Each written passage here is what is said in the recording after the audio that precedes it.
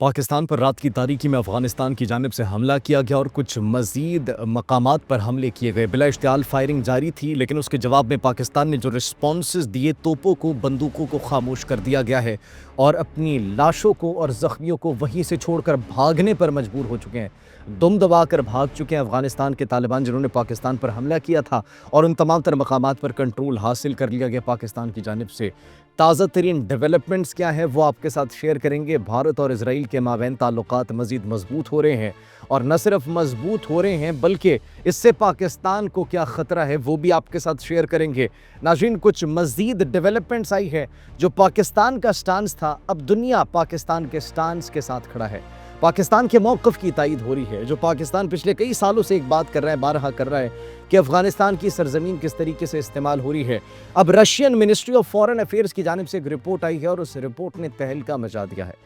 اس report کے اندر کچھ حقائق لکھے گئے ہیں، اور وہ حقائق وہی حقائق ہے جو پاکستان پوری دنیا کے سامنے پچھلے کئی مہینوں سے، کئی سالوں سے رکھ رہا ہے کہ this is what is happening from Afghanistan. Afghanistan کی جانب سے یہ سب کچھ کیا جا رہا ہے، یہ سب کچھ وہ سرزمین کے استعمال ہوتے ہوئے پاکستان اور اس پورے خطے کے خلاف کیا جا رہا ہے۔ اس رپورٹ کے اندر مزید کیا انکشافات کیے گئے ہیں وہ آپ کے ساتھ شیئر کریں گے۔ کچھ مزید کارروائیاں کی گئی ہیں، انٹیلیجنس بیسڈ آپریشن، اور فتنہ الخوارج اور فتنہ الہندوستان کو دھچکا ملا ہے۔ ان کو ایلیمنیٹ کرنے کے لیے ہماری آرم فورسز مسلسل کارروائیاں کر رہی ہے۔ اس مرتبہ کن مقامات پر کارروائی کی گئی ہے وہ بھی آپ کے ساتھ شیئر کریں گے۔ اور ایک پروپیگنڈا جو پھیلایا جا رہا ہے کہ پاکستان سے غیر ملکی کمپنیاں نکل چکی ہیں، جا چکی ہے، انویسٹمنٹ ڈوب چکی ہے۔ انویسٹمنٹ جو یہاں پر کر رہا تھا، غیر ملکی سرمایہ کار جو تھا، غیر ملکی کمپنیز جو تھی، وہ چھوڑ کر جا چکی ہیں۔ اس میں کتنی حقیقت موجود ہے، کتنی کمپنیز موجود ہیں پاکستان کے اندر جو سرمایہ کاری کر رہی ہے، اور کتنی کمپنیز چھوڑ کر جا چکی ہیں، حقائق ہم آپ کو بتائیں گے۔ آپ سب پر سلامتی ہو، انفولڈ پاکستان میں آپ سب کو خوش آمدید کہتے ہیں۔ ناظرین، سب سے پہلے بات کرتے ہیں، Russian ministry of foreign affairs کی جانب سے ایک رپورٹ جاری کی جاتی ہے۔ اس رپورٹ کے اندر کچھ انکشافات کیے جاتے ہیں، کچھ فیکٹس اینڈ فگرز بتائے جاتے ہیں، اور یہ فیکٹس اینڈ فگرز افغانستان سے متعلق تھے۔ پاکستان نے ہمیشہ سے اپنا سٹانس واضح رکھا، ایک ہی موقف اپنایا، اینڈ دیٹ از کہ ہم اپنے خلاف کسی سرزمین کو استعمال ہوتا ہوا نہیں دیکھ سکتے۔ ٹیرر کیمپس جہاں پر موجود ہو، جہاں پر تربیتی مراکز موجود ہو، اور ان دہلی کی سپانسرشپ پر چلنے والے دہشت گردوں کو تربیت فراہم کی جاتی ہو، اور پھر وہ دہشت گردی پاکستان تک آتی ہو اور پاکستان کے اندر معصوموں کو نشانہ بناتی ہو، یہ ہمیں قابل قبول بالکل بھی نہیں ہے، یہ بالکل بھی برداشت نہیں کیا جائے گا۔ اب Russian ministry of foreign affairs کیا کہہ رہے ہیں؟ Russian ministry of foreign affairs کہہ رہے ہیں کہ افغانستان کے اندر 20 سے 23 ہزار جنگجو اس وقت موجود ہیں۔ صرف 3,000 بیچ میں سے داعش کے موجود ہیں جنگجو، اور 5 سے 7 ہزار تحریک طالبان پاکستان کے جنگجو وہاں پر موجود ہیں، جو پاکستان کے خلاف کارروائیوں کے لیے استعمال کیے جاتے ہیں۔ پاکستان کے خلاف کارروائیوں کے لیے وہاں پر ان کو تربیت دی جاتی ہے، اور وہاں پر افغانستان کے اندر یہ موجود ہے۔ ہم نہیں کہہ رہے، the word is speaking right now۔ Russian ministry of foreign affairs یہ کہہ رہی ہے اپنی رپورٹ میں، ISIS مشرق اور شمالی علاقوں میں طاقت بڑھا رہی ہے، یہ رپورٹ کہہ رہی ہے، اور سینٹرل ایشیا تک وہ رسائی حاصل کرنا چاہتی ہے، کنٹرول حاصل کرنا چاہتی ہے۔ صرف یہ نہیں، القاعدہ اور ETIM یہ تربیتی مراکز وہاں پر بنا کر چلا رہے ہیں۔ تربیتی مراکز بنے ہوئے ہیں جہاں پر ان طالبان کو، ان دہشت گردوں کو، فتنہ الخوارج، فتنہ الہندوستان کو تربیت فراہم کی جاتی ہے۔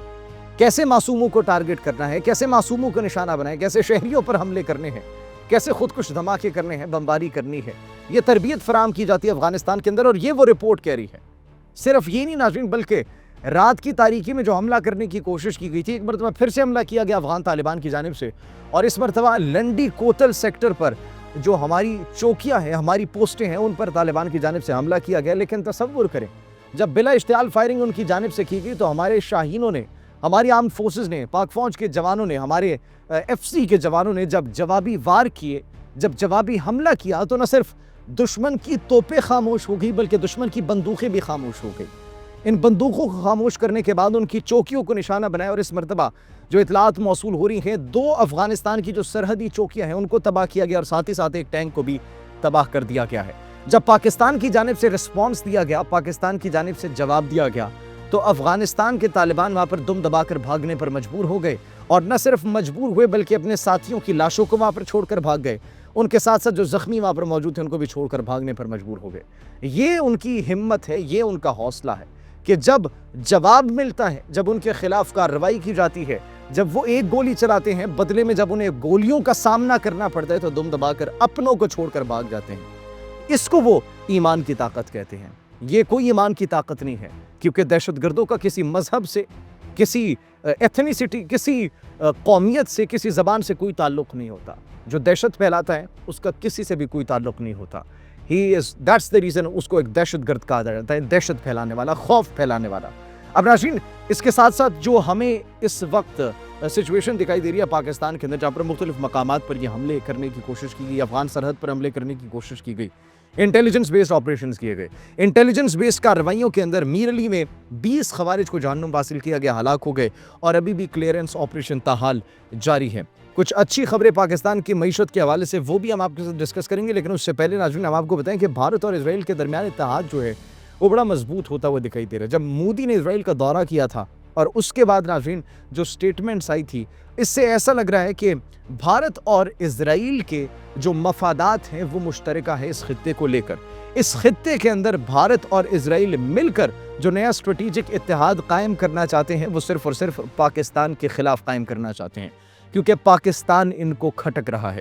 ایران کے اوپر بھی حملہ، ایران تک رسائی کی کوششیں، یہ صرف اور صرف پاکستان تک قریب پہنچنے کے لیے کیے جا رہے تھے اقدامات۔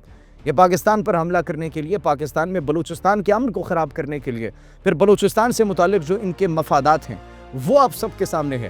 ایپسٹین فائلز جب ریلیز ہوتی ہیں اس کے اندر امریکہ، اسرائیل اور بھارت کا گٹھ جوڑ، ان کی ملاقاتیں، ان کی meetings, what does that show؟ یہ کس بات کی نشاندہی کرتی ہے؟ یہ امریکہ اور بھارت کے درمیان میٹنگز جو اسرائیل کروا رہا تھا، جو اسرائیل ان دونوں کے درمیان تعلقات کو بہتر کرنے کی کوششیں کر رہا تھا، جو مودی ڈانس کر رہا تھا ڈونلڈ ٹرمپ کے لیے، تو یہ کس لیے تھا؟ یہ کس چیز کی، کس بات کی نشاندہی کر رہی ہے؟ اور پھر اس کے بعد مڈل ایسٹ ریسرچ انسٹیٹیوٹ بنایا جاتا ہے واشنگٹن کے اندر، جو کہ بلوچستان پر منصوبہ ایک بناتا ہے، ایک پلاننگ کرتا ہے، اور اس کو ناظرین علیحدگی سے جوڑنے کی، علیحدگی کے طور پر، علیحدگی پسند تنظیموں کے طور پر، اور ایک ایسے صورتحال پر، ایک ایسے منظرنامے پر ریپرزینٹ کرتا ہے کہ وہاں پر علیحدگی پسند تنظیمیں بڑی متحرک ہیں، یہ علیحدہ ہونا چاہتا ہے، اور یہ تمام تر مس ریپرزنٹیشن کی جاتی ہے صرف اور صرف انہی بھارتی اور اسرائیلی مفادات کے لیے۔ تو ناظرین یہ اس وقت سچویشن ہے۔ پھر دفاعی تعاون آپ سب نے دیکھا، مئی کی جو جنگ ہوئی تھی، آپریشن بنیان و مرصوص، مارکہ حق میں جو بھارت کو شکست ہوئی، کون سے دفاعی ہتھیار استعمال کیے گئے تھے، کون سے ڈرونز استعمال کیے گئے تھے، تو یہ ایک نیا اسٹریٹجک تعاون، ایک نئی پارٹنرشپ، ایک نیا اتحاد پاکستان کے خلاف ہمیں مضبوط ہوتا ہوا دکھائی دے رہا ہے۔ صرف یہ نہیں ناظرین، بلکہ پاکستان افغان کی سرحد پر ایک جو فرنٹیئر ہمارے کور کے جوان ہیں، ہماری آرم فورسز کے جو جوان ہیں، ان کی جانب سے وارننگ دی گئی ہے۔ کیا وارننگ دی گئی؟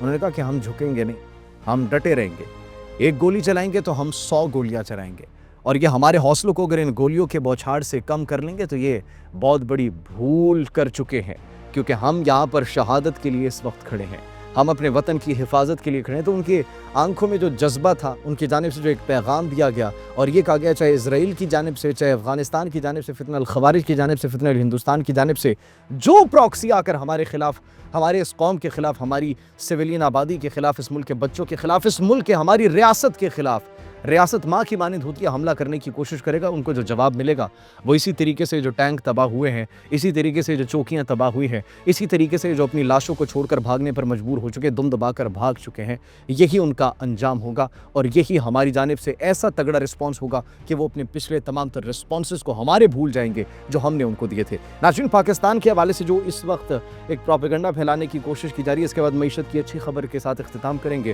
وہ پروپیگنڈا یہ پھیلانے کی کوشش کی جا رہی ہے کہ 2022 سے 2025 کے دوران پاکستان سے بڑی زیادہ کمپنیز جو ہیں وہ چھوڑ کر جا چکی ہیں، اور 125 کے قریب کمپنیز چھوڑ کر جا چکی ہے، غیر ملکی سرمایہ کار، فورن انویسٹمنٹس جا چکی ہے۔ تو حقیقت یہ بالکل بھی نہیں ہے، یہ صرف اور صرف جھوٹ پر مبنی خبریں ہیں۔